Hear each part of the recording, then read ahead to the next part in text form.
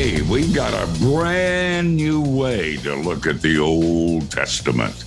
Let's talk about it with Greg Lanier on Steve Brown, etc.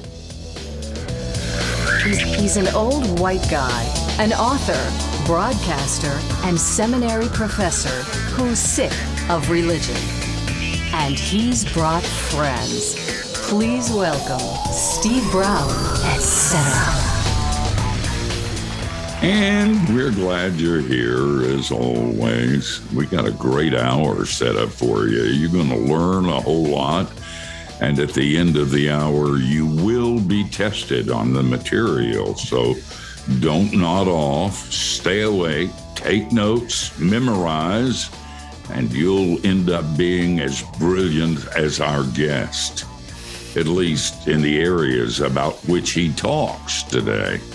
By the way, I'm Steve, the aforementioned old white guy. Matthew Porter, our executive producer, is here. Lately, most of Matthew's exercise is walking, mainly from room to room, asking, wait, now, why did I come here? Listen, I'm old, but I get plenty of exercise. I walk around the block at least 4 or 5 times and then put the block under the bed and go back to sleep.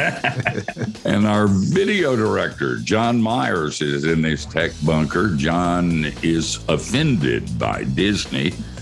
That's why he will be boycotting Disney Plus by continuing to watch Disney Plus only through his friend's account.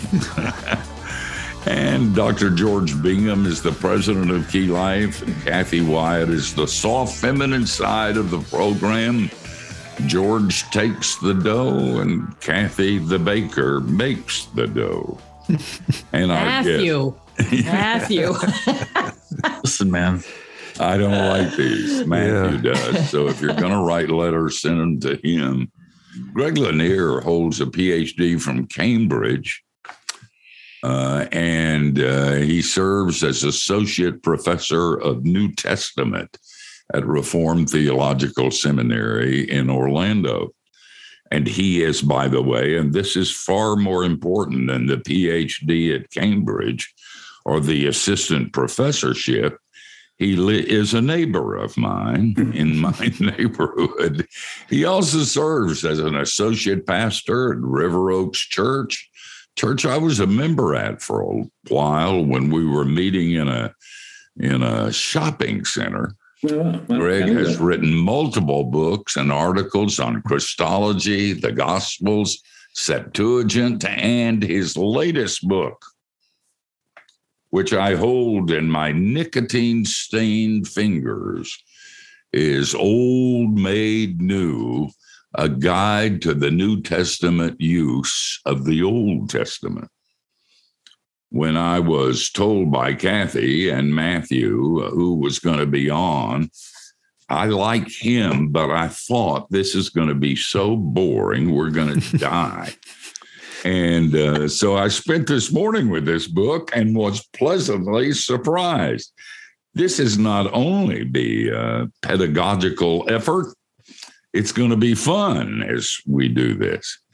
Greg, do you wince when you're around other Christians and they only carry a New Testament, which Richard Pratt used to say was the addendum to the Old Testament? Right. That sounds like something. Does that irritate you? I don't know if there's many people who do that anymore, unless they pick up a New Testament with Psalms in the hotel side, the nightstand table. But probably more importantly, folks have an Old Testament in their Bible that they just never use. So I suppose that probably would be more annoying. And I'm personally glad that the book did not put you to death. That goal is at least. It really is. You're fun to read, and as well as being brilliant in what you write. A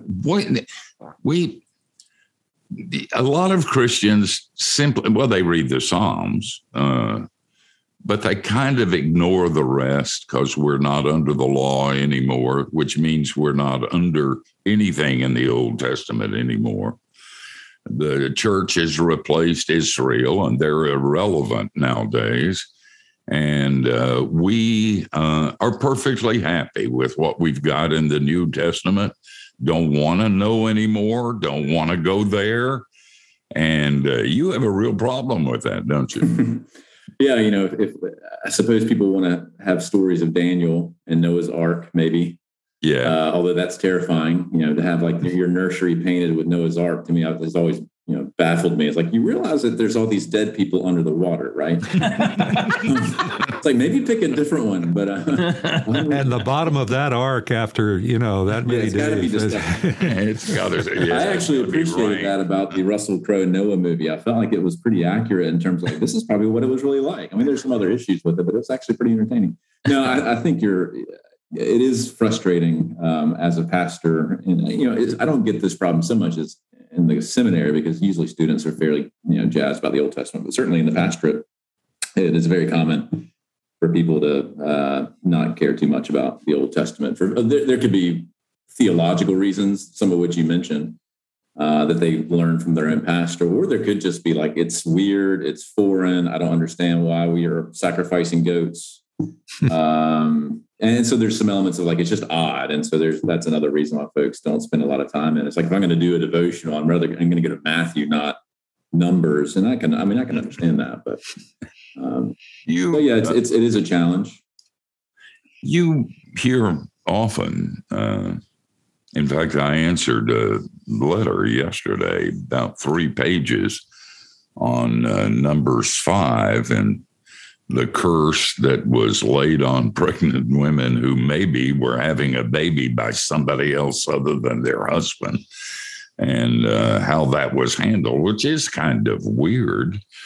And the person who asked the question said, it doesn't say very many good things about women, and it's certainly scary about the curse. They're going to rot if they've been unfaithful, kind of thing.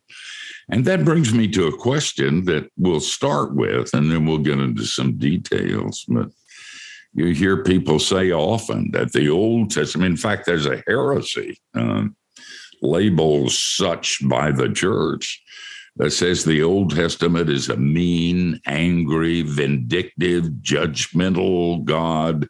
But in the New Testament, we have a loving, kind, generous, and gentle God. And that's nonsense, isn't it? Yeah. You got to say more than yes. Yeah. No, there's probably 2 problems. There's one major problem, which is usually that kind of view comes from someone who has been selective in how they read the Old Testament.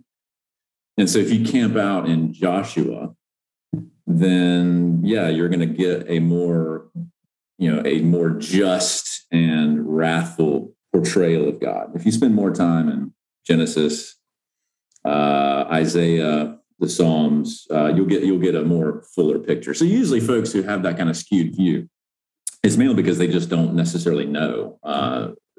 They have a lot of blind spots. But from a New Testament perspective, there's 2 other big issues. One is that certainly not how Jesus and Paul and Matthew and Luke and Peter and so on. It's certainly not how they approach the Old Testament, nor is it how they approach, the God of Israel, the true God of Israel. They don't approach it that way at all. They see God as both just, but also loving, as entirely good and the source of all good, and, justly wrathful against humanity that's turned against him. So that's one problem. The other problem is if you think that you have Old Testament God is mean, New Testament God is nice, you haven't read the New Testament very well either. In fact, in church this past Sunday, we were in 2 Thessalonians, and it speaks entirely of, Jesus returning to strike down the man of lawlessness and the day of wrath that is coming, that it's not sweet little baby Jesus or hipster Jesus, it's wrathful Jesus. And certainly you haven't read the book of Revelation if you want to hold that view, but it's not just there. You have it in, Jesus describing himself coming in judgment in his Mount of Olives discourse and so on. So that kind of view just kind of, it's unfortunate, because to me, it shows that someone not only hasn't really read the Old Testament very well and is missing some of the beauty of the Old Testament and how it portrays and describes God, but it's a really, really bad reading of the New Testament as well. It's a pretty bad take. And so there's really no firm ground to stand on unless you're just going to cut out large passages that deal with either the love of God in the Old Covenant or the wrath of Jesus in the New Covenant. So there's the longer answer. But they're tools, and we're going to talk about those in the next segment. You can't just flip open the Old Testament and put your finger on a verse and think that you're going to get something really good from God that's going to change your life. I suppose God could do that if he wants to. I always get kill the Philistines, and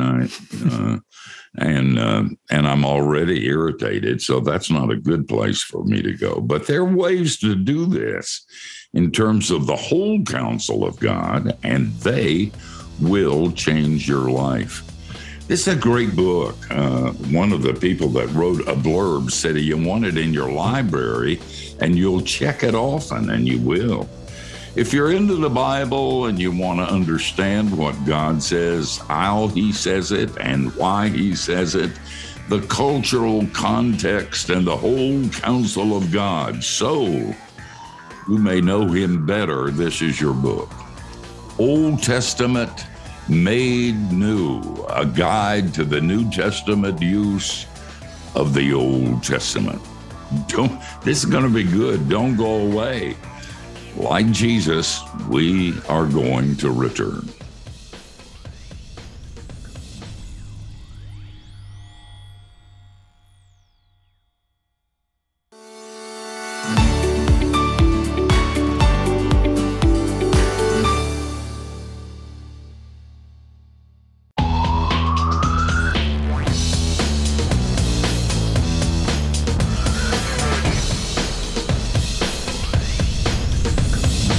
Hey, thanks for joining us. You always have a seat at our table. We're talking with author and Professor Greg Lanier. His new book is called Old Made New, a guide to the New Testament use of the Old Testament.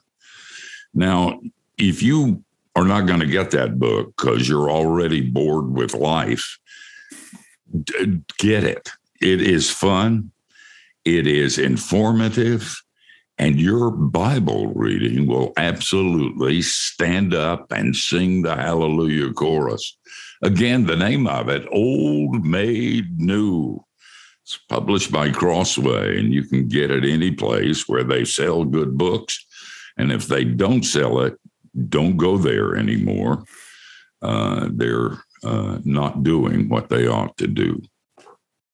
Greg, before the break, Steve had touched on this, the idea of, okay, I want to delve into the Old Testament and so like, I'll just, cannonball in somewhere or start in Genesis. It can be kind of a challenge to just kind of airdrop in there and kind of fend for yourself. I wonder for somebody who is taking on this challenge to like, let me pay more attention to the Old Testament.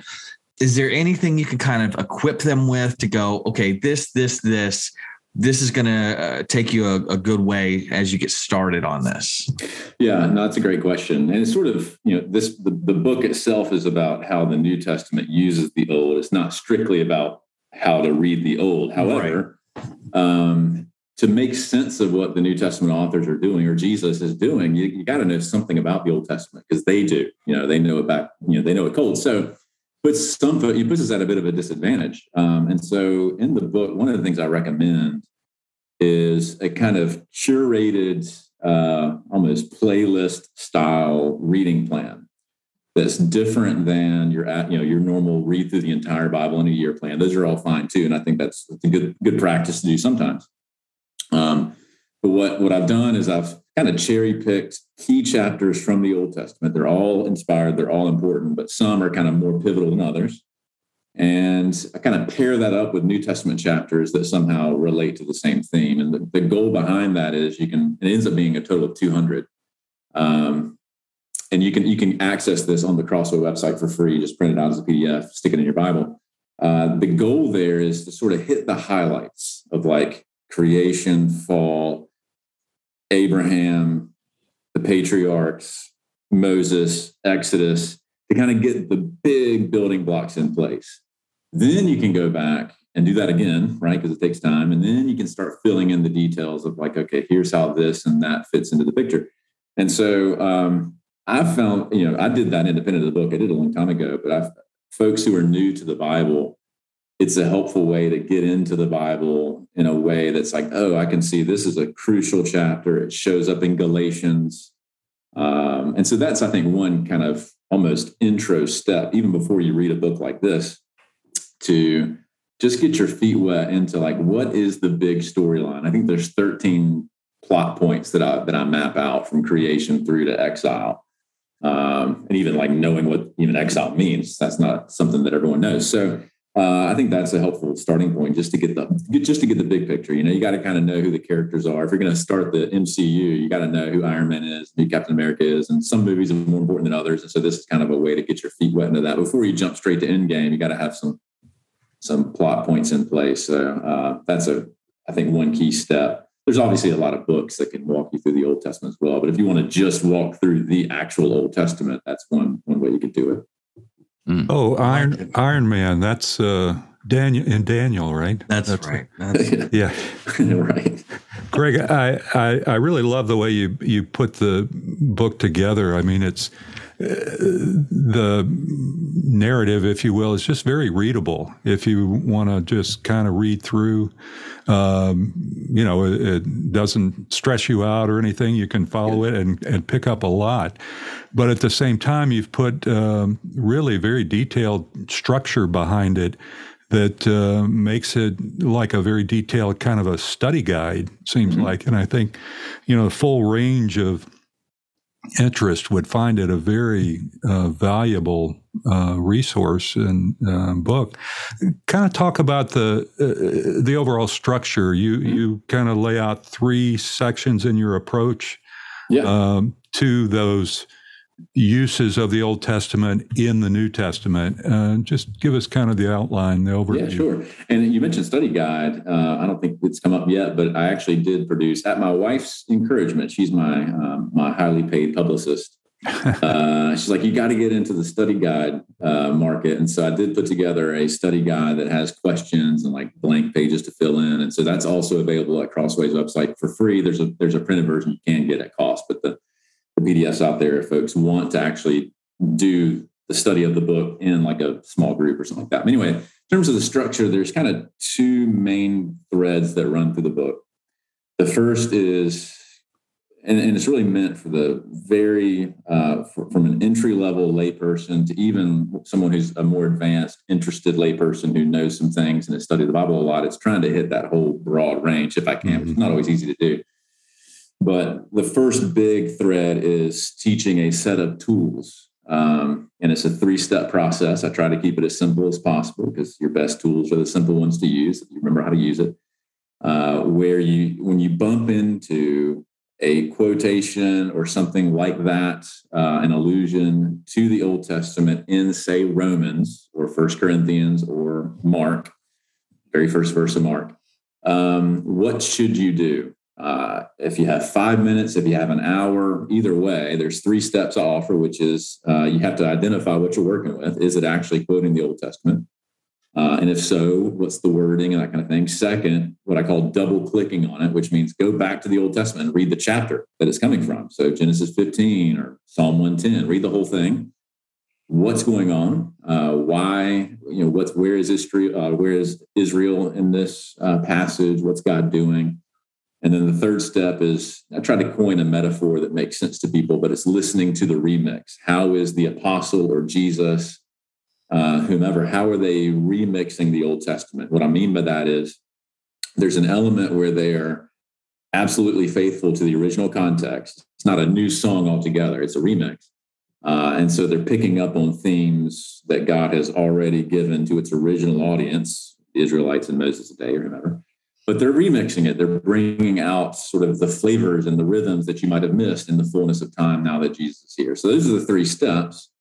And then maybe after the break, I can get into the sort of 3 content chapters, which are in light of, the tools are good, but I don't want to just leave you with tools. How is the Old Testament being used to tell us about the gospel, to tell us about Jesus, and to tell us about the church? And those become the kind of content chapters where we apply those tools. So we can revisit that after the break and get into that in more detail.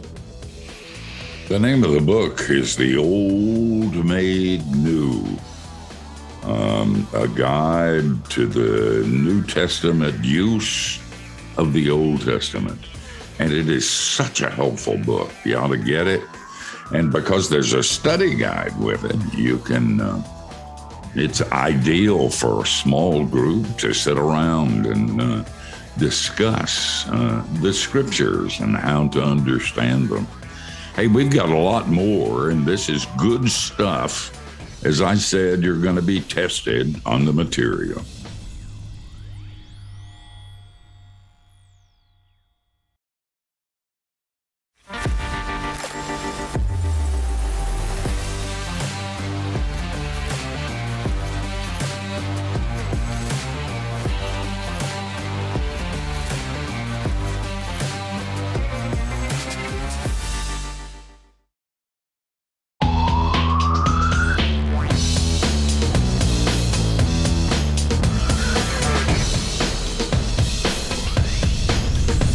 Hey, we're hanging out with Greg Lanier. And by the way, you can keep up with Greg on Twitter at Lanier _Greg. I don't do social media, so I don't call it right. But Matthew's nodding his head, so I must. That sounds accurate. I don't post too much there. Try to stay out of trouble. But yes, that is technically correct. All right, let's get to some specifics. You had 3 that you named before the break. I'd be interested if you'd start with the gospel. Can we still be saved? Are we still justified by faith? Has the study of the Old Testament changed the doctrines of Westminster? And if they are, please don't say so. It's too late of not for getting me myself to in become trouble. a Buddhist. What I try to argue in that chapter, so after the tools chapter that I mentioned before the break, where I give you those 3 tools, the next big chapter is the Old Testament and the gospel. And what I attempt to show in that chapter, which is going to be surprising to some, again, what you mentioned earlier, some folks are like, Old Testament bad, Old Testament works, God is mean, or whatever. What's surprising is when you read the New Testament and you see all the different places where salvation is articulated in various ways, whether that's the doctrine of justification, even the doctrine of election, covenant theology, the coming day of the Lord, sanctification, without fail, and I try to prove this in this chapter, without fail, the New Testament authors and Jesus, they prove it from the Old Testament. They don't, because from their perspective, God doesn't change and God's plan of salvation hasn't changed. God doesn't say, well, okay, plan A didn't really work, so let me just try something else because people are still stupid and sinful. That didn't work. Let me send a Messiah or whatever. No, what they see is, Abraham as the forefather of justification by faith, or God saying, be holy as I am holy. And that gets quoted a bunch in the New Testament. When they want to say, here is how you can be reconciled to God, both individually, but also corporately. That's a big part of it as well. It's helping us think it's not just me and Jesus. It's actually we and Jesus. It's pretty good, actually. You should quote that somewhere. Just came up with that. That'll sell. They go back to the Old Testament, and that can be really surprising, but I think actually pretty transformative for people to realize that the Old Testament, yes, it's difficult sometimes to track all of this through, but Jesus views the Old Testament as a message of and a gift of salvation by faith, with Abraham being the sort of pillar example that they go back to over and over again. So one of the, I think this is maybe a broader issue, to the extent that modern Western churches, especially in America or North America, have fallen into a hyper individual approach, like just pray the prayer, walk the aisle, get wet in the baptism, and you're good. You get your sort of get out of jail free card. the reason why that has become kind of the de facto idea of salvation, which is not a well-rounded, it's not entirely wrong, but it's not a very full view, is because they haven't made that connection between the rich story of redemption in the Old Testament and how that plays into the gospel in the New Testament. So I spent a lot of time trying to hammer that home and show all these different ways in which you find the gospel of salvation by faith in the Old Testament, not just because I wanted to be there or because Westminster thought it was there, but because the apostles found it there. So that I think is huge. And I think it's really enriching. It completely transforms the way you read the Old Testament and the New Testament. Actually, you realize they're not just sort of like winging it. Like, no, let's come up with faith. Let's do this faith thing. Let's try that. It's like, no, they're going back to Abraham. They're going back to David in Psalm 32. They're doing all these other things. So that to me, I think is really fun and really, really compelling. Then the other two major chapters that I mentioned is, and I started with the gospel because I think that's surprising to people that the Old Testament is actually the gospel according to the New Testament, or how they approach it. But then it was slam dunk for folks when they get very excited about reading their Old Testament is the realization that it anticipates Jesus in so many different ways. So I spent a lot of time on that, how the Old Testament, how according to the New Testament, just to make it as clear as possible, according to the New Testament, including Jesus himself, for instance, before he goes up to heaven after his resurrection, they're reading the Old Testament as foreshadowing, anticipating, and so forth, the work of Jesus as prophet, priest, king, but also his person, that he is both a human born of a virgin, for instance, but also fully divine and enthroned in heaven.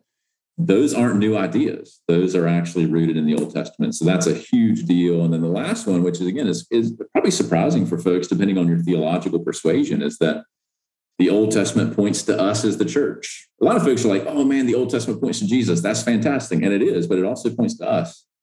Many, many times the New Testament authors go back to the Old Testament to define who we are. We are the offspring of Abraham. Like, that's a mind-blowing idea. We have a mission to share the gospel to the nations. That's not a new mission. That's been there since definitely Abraham, if not Noah, if not Adam. Like, that's an old idea, not a new idea. So that kind of stuff I think is really fun to think through as well. Like, who we are as a people is defined by the Old Testament according to the authors of the New Testament. So yeah, buddy Richard Pratt wasn't wrong. So the New Testament's independent. Put your finger there. We'll start where you stopped. When we come back from the break, we have to pay for this. So the name of the book is Old Made New, A Guide to the New Testament Use of the Old Testament. One of the things I learned is that there are 300 times in the New Testament where the Old Testament is quoted. They ask you that on a quiz and you win some money, send 10% to us.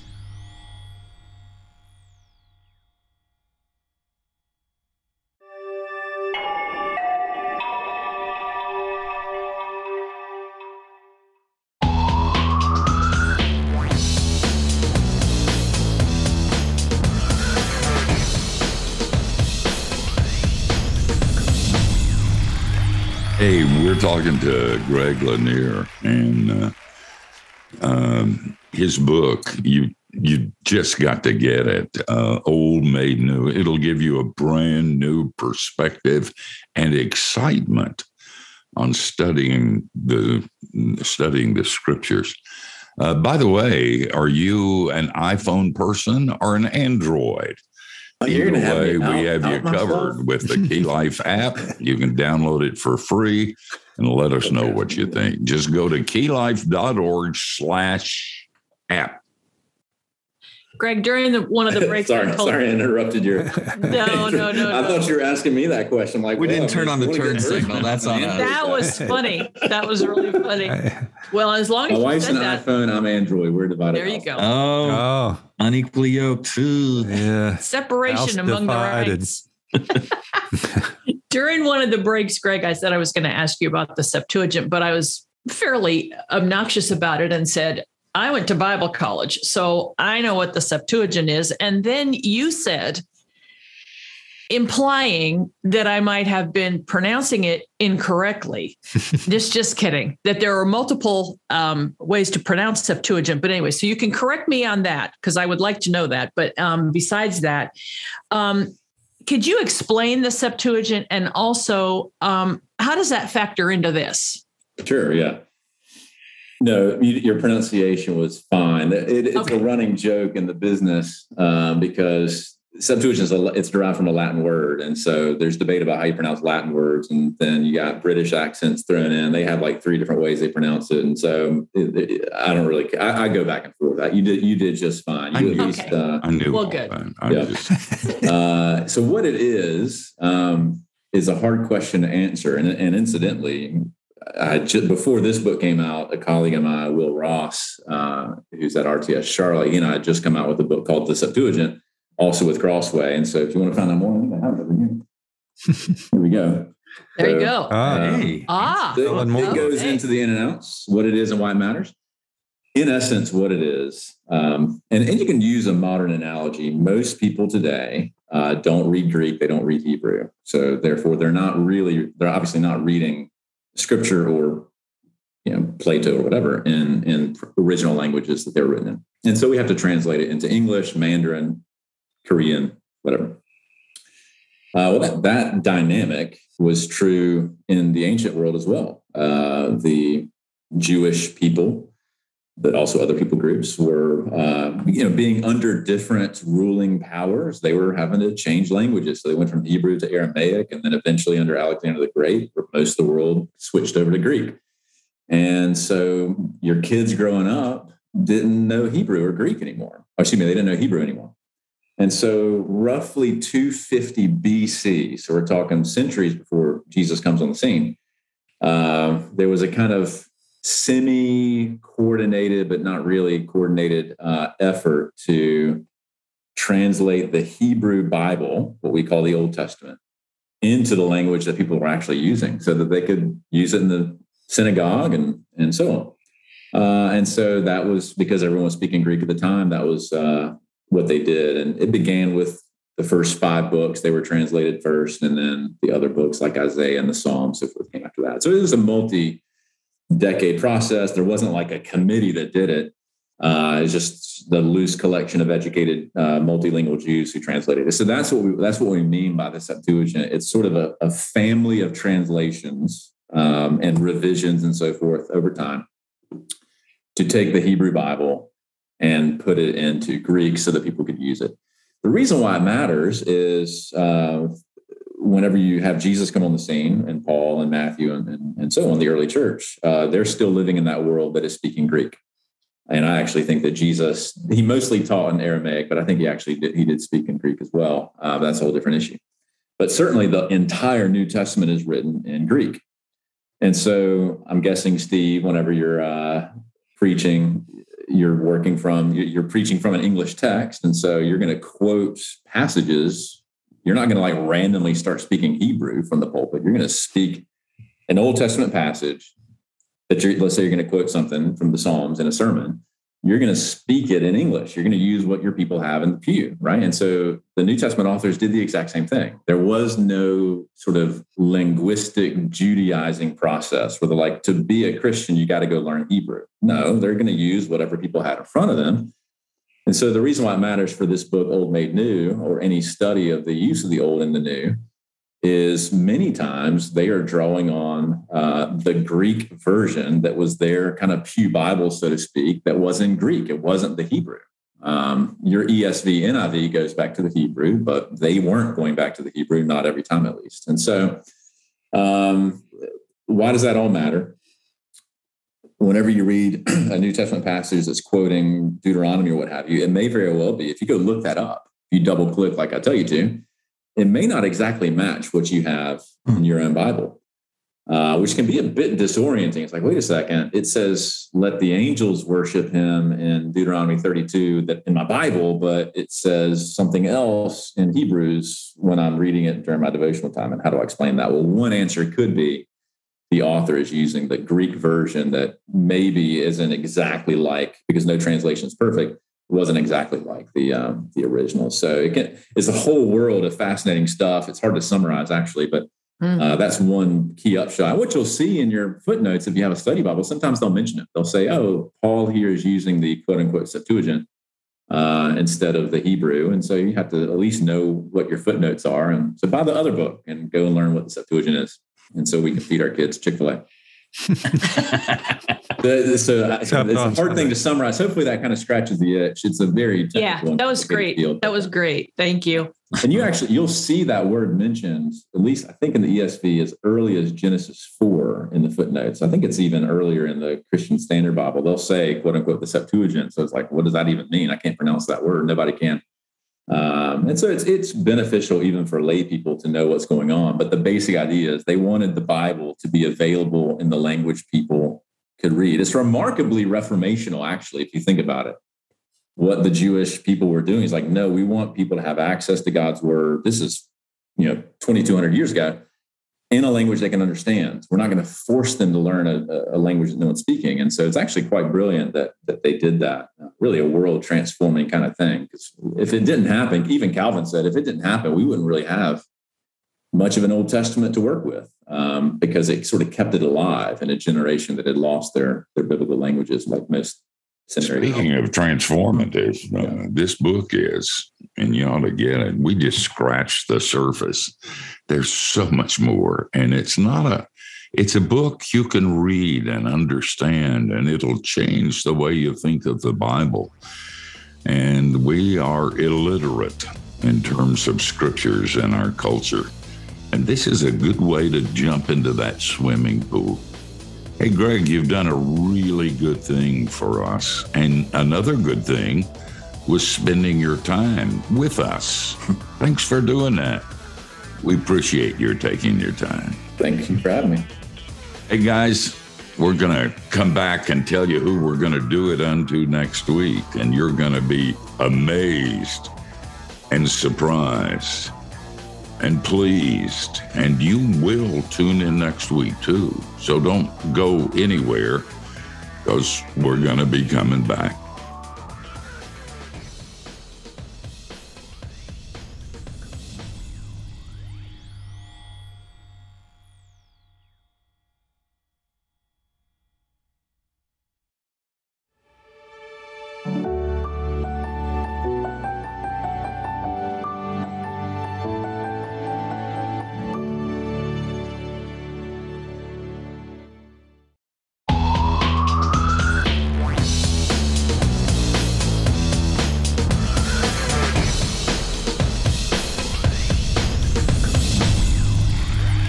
Hey, that was a good program and something good to remember.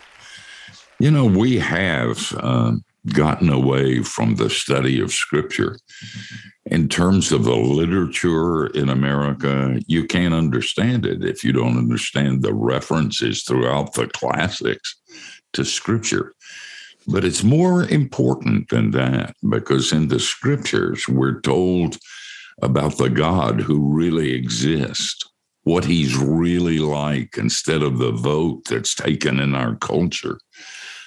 What he says you ought to do, what you ought not to do, and how he'll forgive you. It's about grace and miracles and power.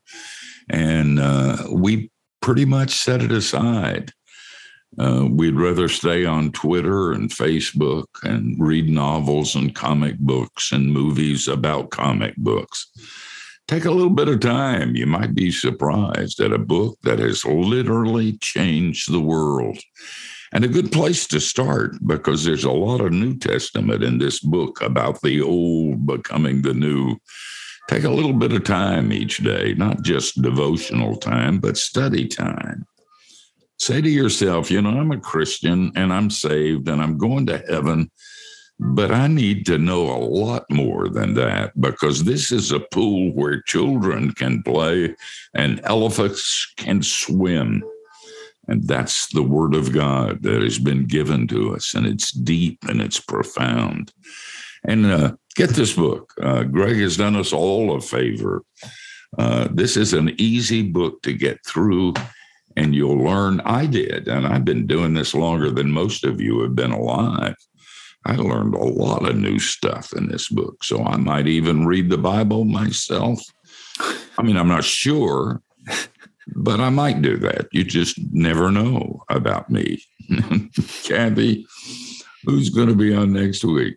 Next week, our friend Michael Card is going to be with us. I'm really looking forward to this. I don't think that Michael's been with us since we interviewed him after he wrote each one of his commentaries on the four Gospels, Matthew, Mark, Luke, and John. And so this new book is called Scribbling in the Sand, Christ and Creativity. So he's a great friend. And he's one of the most creative people that I know. He irritates me. God has given him 10 different gifts, and he's good at all of them. And I get 50% on one of them, and it's not fair. And I tell God that regularly. But I do have a nice voice, and my face has character. So there you go. I hope you'll come back next week. We're going to come back, same time, same place. Between now and then, don't do anything we wouldn't. And that gives you a wide, wide berth.